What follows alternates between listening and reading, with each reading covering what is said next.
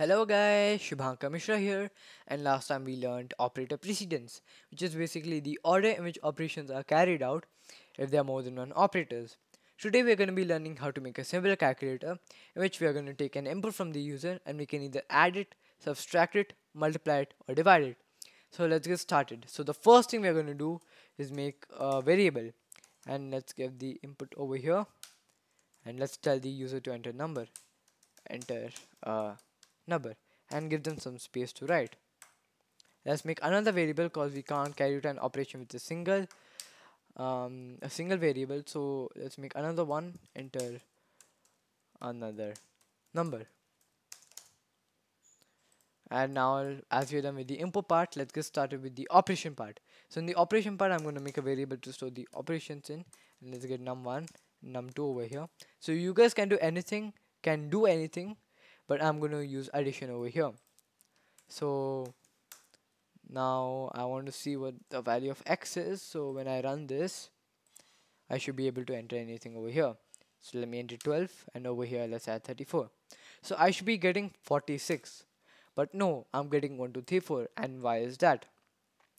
So the answer over here is coming like that because according to Python, the num1 variable and the num2 variable, the values which are stored in it are still a string data type and not a numeric data type.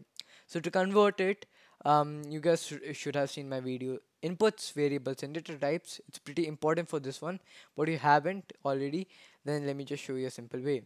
So we just basically add another layer of brackets in the input command part, and we can just basically put into in front of it to convert it into an integer data type.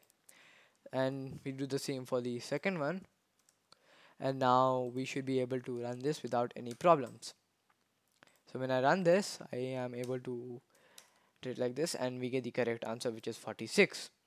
The only downside with the integer data type is that we can't add any decimals over here. If we do, it'll give us an error. So the data type made for handling decimals is the float. So float can do everything what integer does, but can also have the decimal places in it.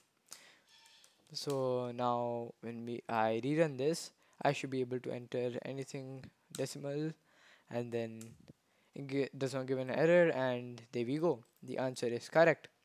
So this was basically how to make a simple calculator, and we'll catch you guys on the next one. Goodbye.